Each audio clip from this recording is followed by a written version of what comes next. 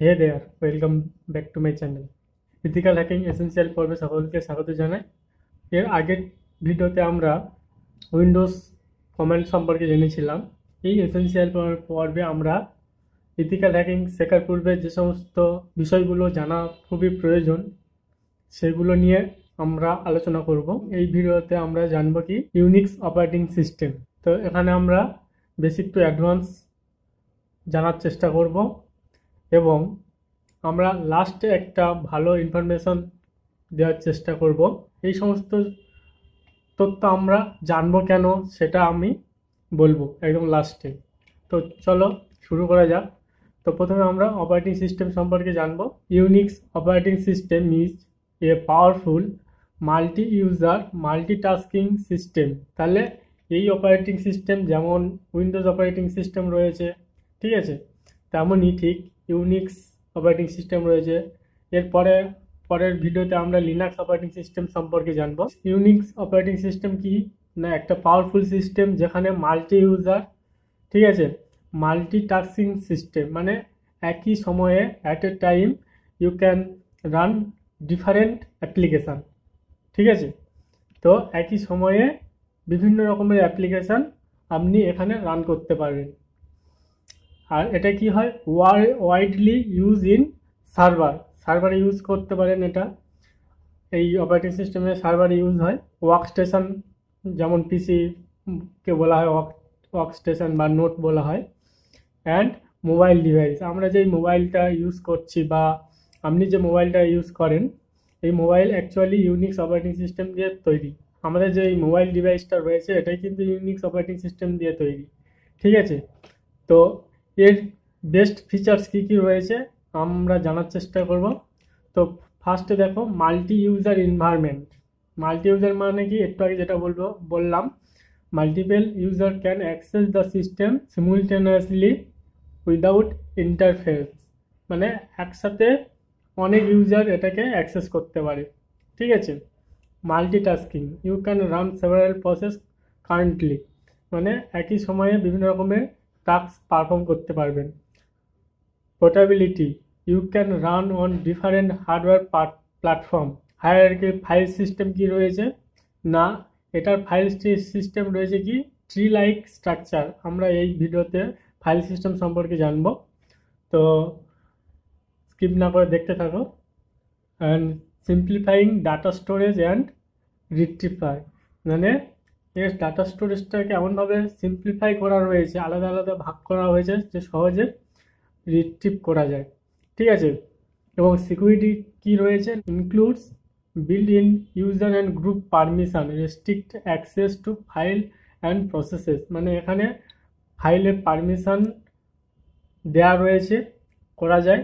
সেখান থেকে ইউজার এবং গ্রুপের পারমিশন আপনি নিজে থেকে চেঞ্জ করে তার পারমিশনগুলো ফাইল এবং যে ফোল্ডার রয়েছে সেইগুলোকে স্ট্রিক্ট করতে পারেন, ঠিক আছে, সিকিউর করতে পারেন, ঠিক আছে। যে কোন ফাইল কোন ইউজার ইউজ করবে, কোন গ্রুপ ইউজ করবে না করবে, সেগুলো সিকিউরিটি হিসাবে আপনি সেট আপ করতে পারেন।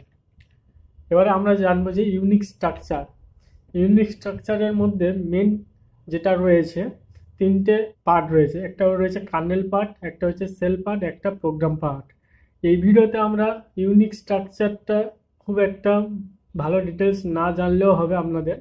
যখন আমরা লিনাক্স স্ট্রাকচারটা পড়বো একদম ডিটেলস, কিভাবে একটা লিনাক্সে প্রোগ্রাম রান হয়, ঠিক আছে, সে কোন প্রসেসের মধ্যে দিয়ে যায়, সেই সম্পর্কে আমরা জানবো। লিনাক্স স্ট্রাকচার সম্পর্কে যখন ভিডিওটা আসবে তখন জানতে পারবেন। এখন আপাতত ইউনিক্সের স্ট্রাকচার হচ্ছে এই তিনটে পার্টে ভাগ করা যায়।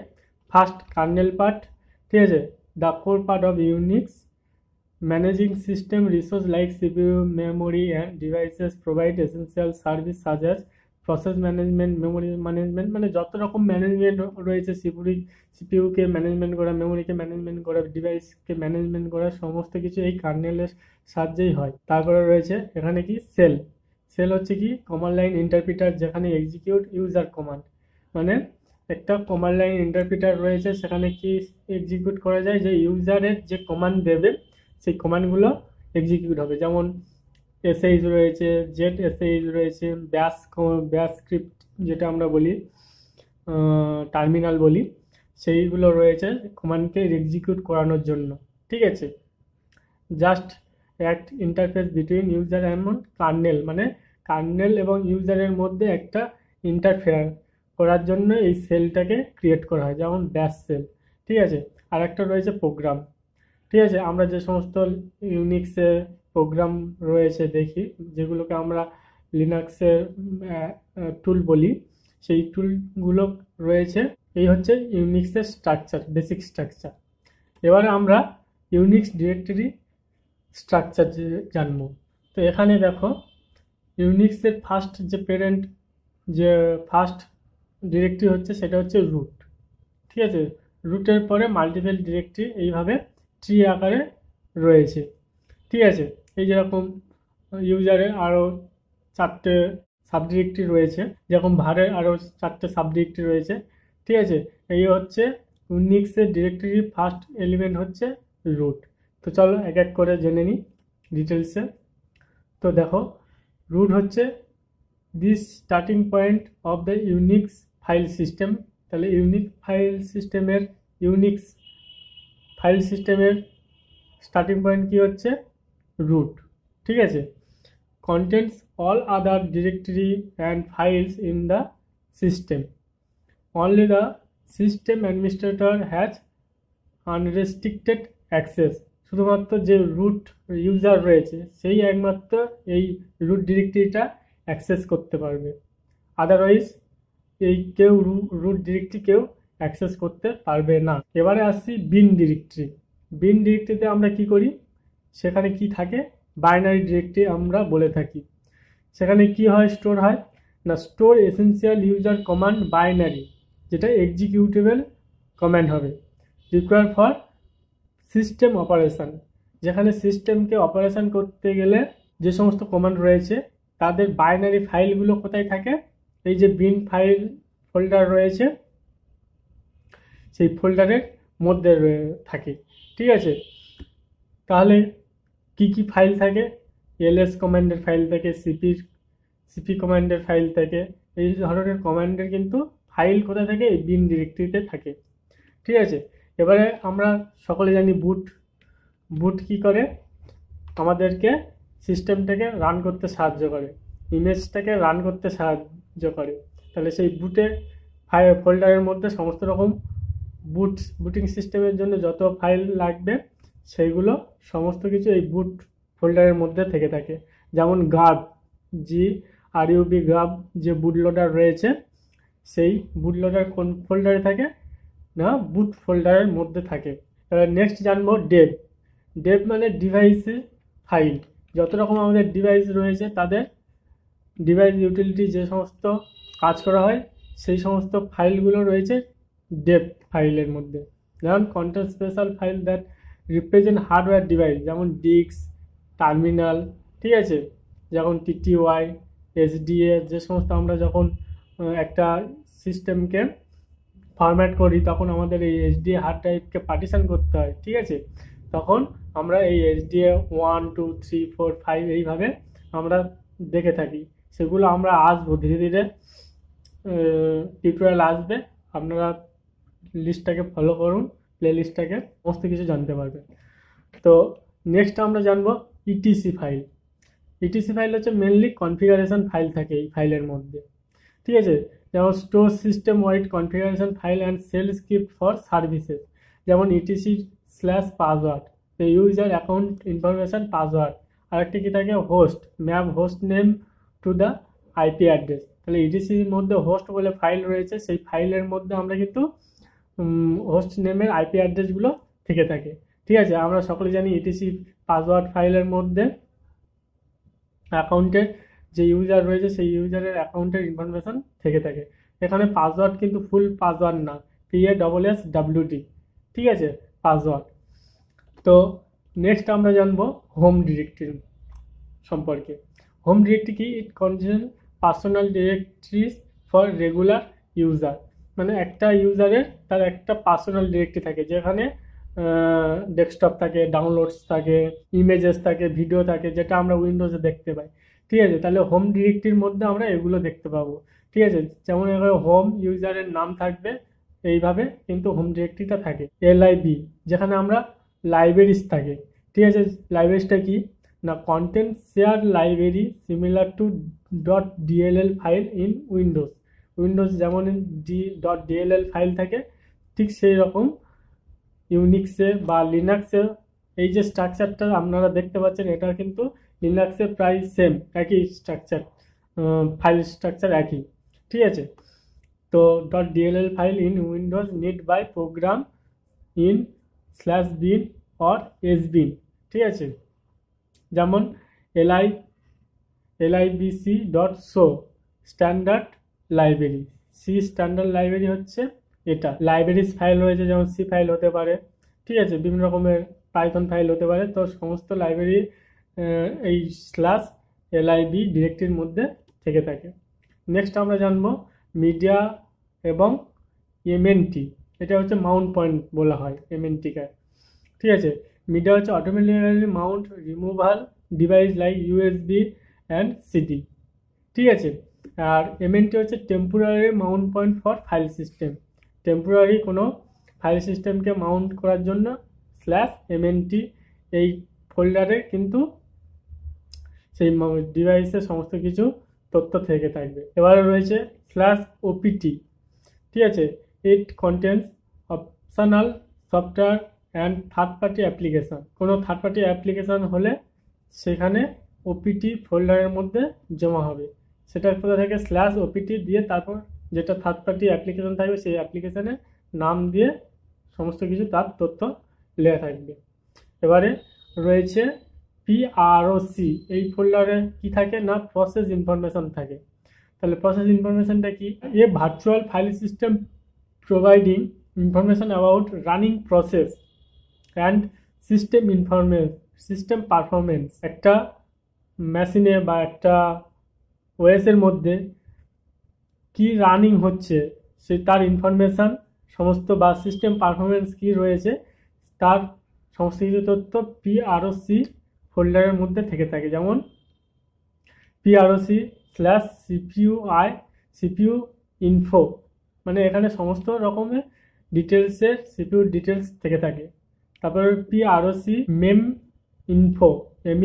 info মেমোরি ইউজেস ইনফরমেশন থাকে এই ফাইলের মধ্যে। ঠিক আছে, এবারে নেক্সট আমরা জানবো /root, home directory for the root, যেটা আমরা সুপার ইউজার বলি, রুট ইউজার। তাহলে রুট ইউজারের হোম ডিরেক্টরি কোনটা, /root। ঠিক আছে, আর এমনি সাধারণ নর্মাল ইউজারের রুট ডিরেক্টরি হচ্ছে /home। এবারে জানবো /run।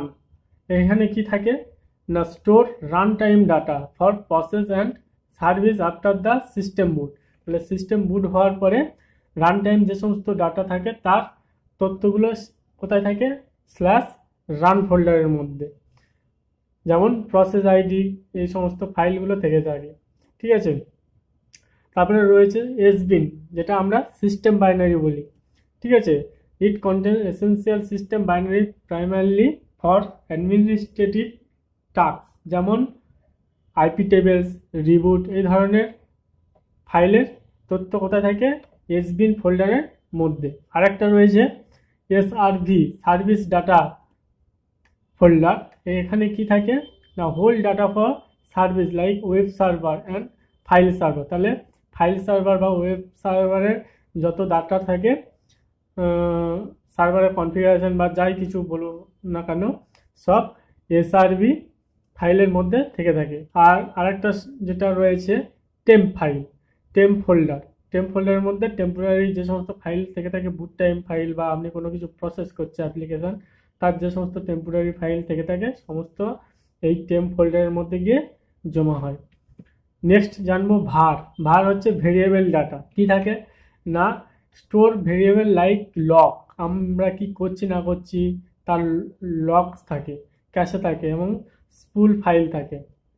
ঠিক আছে, যেমন var/log হচ্ছে সিস্টেম লক ফাইল, var/spool হচ্ছে print and mail spool details থাকে। ঠিক আছে, এই ধরনের তথ্য কোথায় থাকে, তাহলে /var ডিরেক্টরির মধ্যে।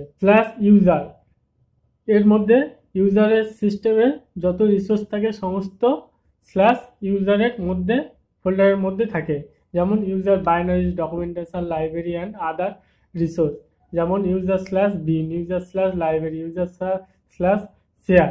ঠিক আছে, ইউজারের যত রকমের রিসোর্স থাকবে সমস্ত কোথায় থাকবে, স্ল্যাশ ইউজার ফোল্ডারের মধ্যে। এবার আমরা নেক্সট যেটা ইম্পর্টেন্ট জানবো, এগুলো একজন হ্যাকারের সিকিউরিটি ইম্পর্টেন্স ফর সিকিউরিটি, মানে হ্যাকারের জন্য কেন এগুলো জানা খুব জরুরি। দেখো না, আন্ডারস্ট্যান্ডিং ফাইল পারমিশন, মানে কোন ফাইল কি পারমিশন রয়েছে, কি ধরনের পারমিশন রয়েছে সেটা আমাদের কিন্তু জানতে হবে। ঠিক আছে, লোকেটিং সেন্সিটিভ ফাইল, কোন ফাইলের মধ্যে সেন্সিটিভ, কোন ফোল্ডারের মধ্যে সেন্সিটিভ ফাইলগুলো রয়েছে সেগুলো কিন্তু জানা দরকার। যেমন বেশিরভাগ আমরা জানি যে স্ল্যাশ ইটিসি ফাইলের মধ্যে সমস্ত রকম কনফিগারেশন ফাইল রয়েছে, তো এখানে হচ্ছে সব থেকে সেন্সিটিভ ইনফরমেশান।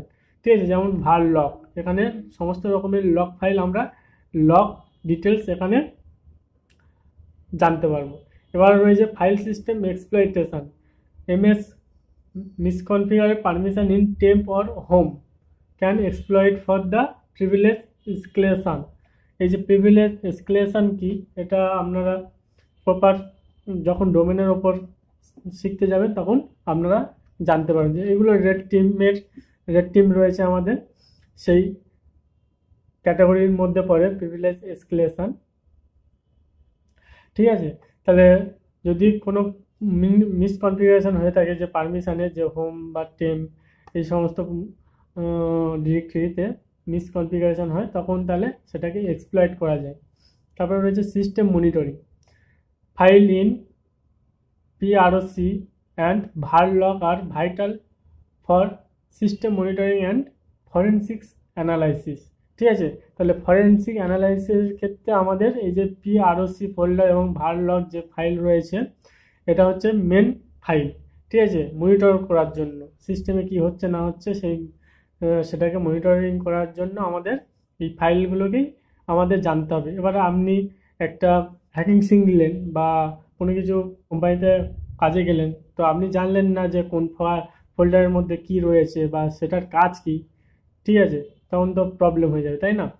তো পিআরওসি ফোল্ডারের মধ্যে আমরা কি করি, অ্যাক্টিভিটি হয়, সেগুলো আমরা এই ফাইলের সাহায্যে আমরা মনিটর করতে পারি কি হচ্ছে না হচ্ছে। তাহলে এটা আমরা আমাদেরকে ফরেনসিক অ্যানালাইসিসে কাজ করে। যখন আমরা ফরেনসিক অ্যানালাইসিস জানবো তখন দেখতে পাবো যে এই ফাইলগুলোকে নিয়ে আমরা অ্যানালাইজ করব। ঠিক আছে, কখন কি হয়েছে না হয়েছে। ঠিক আছে, আর একটা যেটা ফরেনসিকের জন্য রয়েছে, retrieve and analyse log store in var log.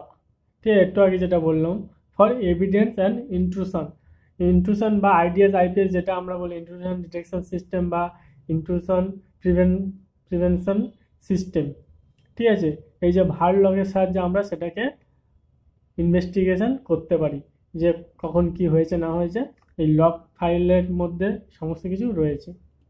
ঠিক আছে, তো থ্যাংক ইউ এত দূর পর্যন্ত দেখার জন্য। যদি ভিডিওটি ভালো লেগে থাকে একটি লাইক শেয়ার করবেন,